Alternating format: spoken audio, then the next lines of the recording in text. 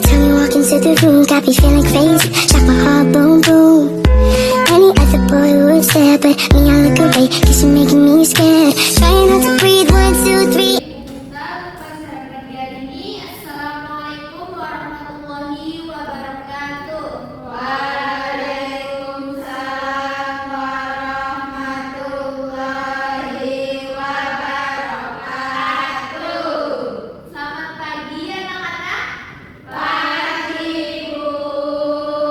Gimana kabarnya hari ini? Alhamdulillah, luar biasa. Allahu Akbar. Alhamdulillah. Masuk semua? Masuk. Siapa? Putri. Kenapa? Sakit katanya, Bu.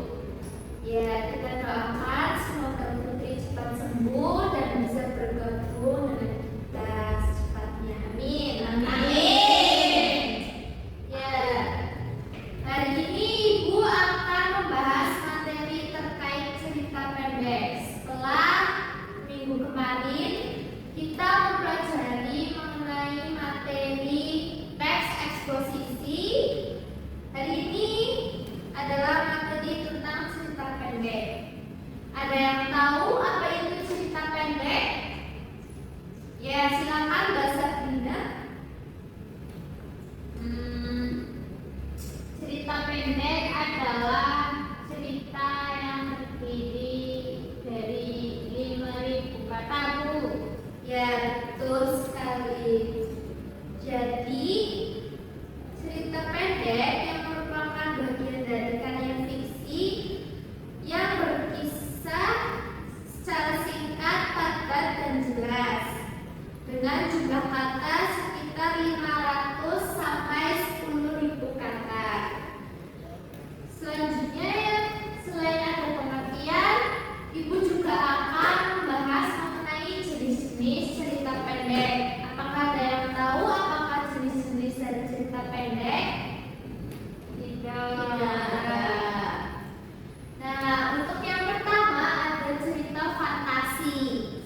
Jadi cerita fantasi itu cerita yang mengandung tentang hal mistis. Jadi seperti kayak cerita tentang sihir, lalu cerita yang berkaitan dengan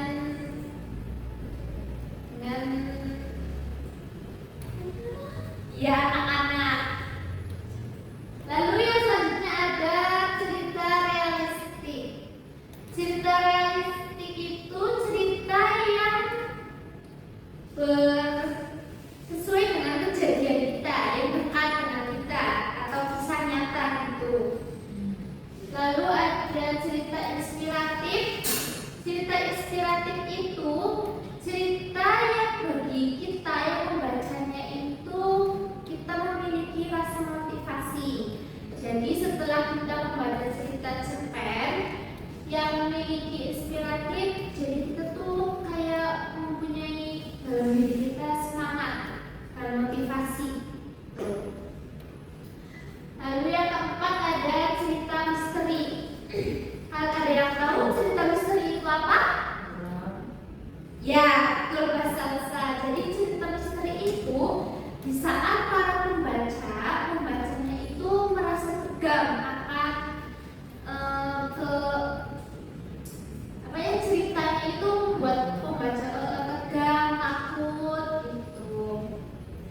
Lalu yang selanjutnya, ya. Lalu yang selanjutnya ada cerita humor.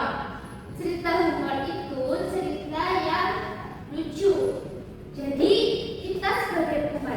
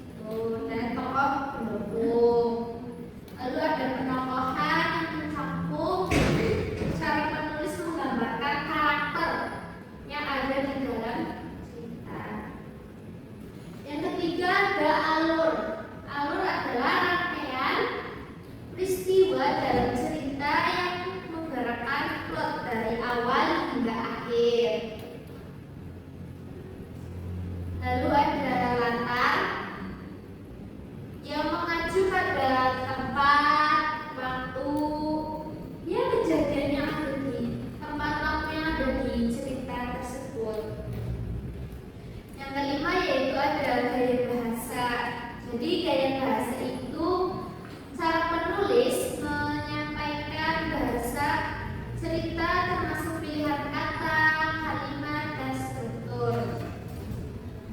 Yang keenam ada sudut pandang. Sudut pandang itu perspektif dari cerita yang diceritakan, baik itu orang pertama, kedua, dan orang ketiga. Lalu ada amanat. Amanat itu pesan yang ingin disampaikan oleh penulis kepada para pembaca. Jadi ketika pembaca membaca cerita pendek, jadi kita tuh tahu pesan moral yang ingin disampaikan oleh penulis. Lalu ada unsur ekstrinsik. Ada yang tahu unsur ekstrinsik itu apa? Atau yang berada di luar cerita. Ya, betul sekali. Unsur ekstrinsik adalah unsur yang berasal dari luar cerita, yaitu mencakup latar belakang masyarakat, latar belakang penulis, dan nilai-nilai yang terkandung di dalam cerita pendek. Yang pertama adalah latar belakang masyarakat, yaitu ada kondisi sosial, budaya, politik, dan ekonomi yang ditulis oleh penulis di dalam cerita pendek tersebut. Yang kedua adalah latar belakang penulis, kayak seperti biodata penulis. Lalu ada nilai-nilai dalam cerpen, nilai moral, budaya yang ada di dalam cerita pendek, dan dapat mencerminkan pandangan pembaca terhadap isu tertentu. Lalu ada langkah-langkah dalam kita membaca cerita pendek. Ada yang tahu? Ada. Ya, yang pertama kita bisa membaca cerita pendek dengan seksama. Lalu kita bisa membagi kayak tokoh dan penongkohan, seperti misal apa? Tokohnya jahat, tuh penongkohannya berusaha itu. Terus lalu setelah kita mengklasifikasikan tokoh dan penongkohan, kita bisa tuh setelah membacakan pasti ada pesan moral. Kita bisa mengambil pesan moral dari cerita tersebut. Lalu